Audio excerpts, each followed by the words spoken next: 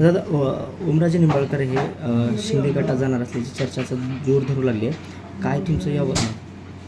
माझं यावर एवढंच मत आहे की ही चर्चाच असावी आणि ही अफवा ठरावी.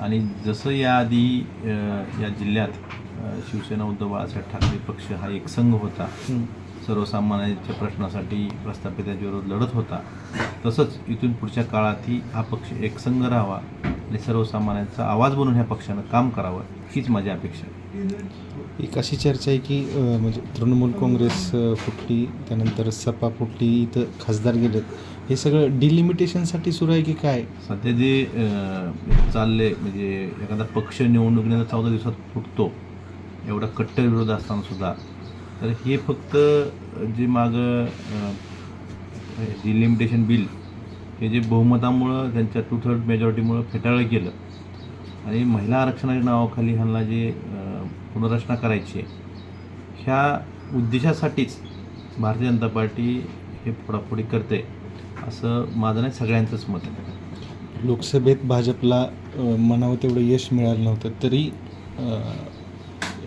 आणि सध्या हे खासदार फोडून त्यांना हे बिल आणायचं आहे असं वातावरण तयार केलं जातं आहे. हे बिल आणून एका प्रकारे लोकशाहीची म्हणजे लोकशाही ही कागदावर ठेवायची.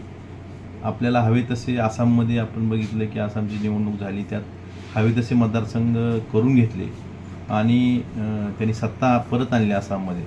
तशाच पद्धतीनं यांना दिसतंय की पुढची सत्ता येणं अवघड आहे. जनतेमध्ये रोष वाढत चाललेला आहे वेगवेगळ्या कारणाच्या नुसार.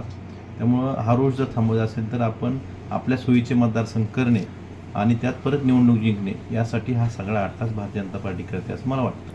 तुमची भूमिका काय असणार आता? मी कालही उद्धव साहेबांसोबत होतो, आजही उद्धव साहेबांसोबत आहे आणि उद्याही उद्धव बाळासाहेब ठाकरे यांच्यासोबतच आहे. दादा, राजकारणातील प्रसिद्ध जोडी म्हणून ओमराजे निंबाळकर आणि कैलास पाटील ही जोडी होती. ती जोडी आता फुटणार आहे आणि ती जोडी फुटू नये म्हणून तुमचे प्रयत्न काय असणार आहे? मी सुरुवातीला सांगितलं की ह्या ज्या चर्चा आहेत ही अफवाच असावी आणि पहिल्यासारखंच एकसंघपणे आम्ही उद्धवजी ठाकरे साहेबांच्या नेतृत्वाखाली या जिल्ह्यात काम करावं, हीच माझी अपेक्षा आहे. आणि ह्या ज्या चर्चा आहेत ह्या अफवाच ठराव्यात आणि आम्ही जसं पहिले एकसंघ होतो इथून पुढच्या काळातही तसंच राहावं, हीच अपेक्षा माझी आहे.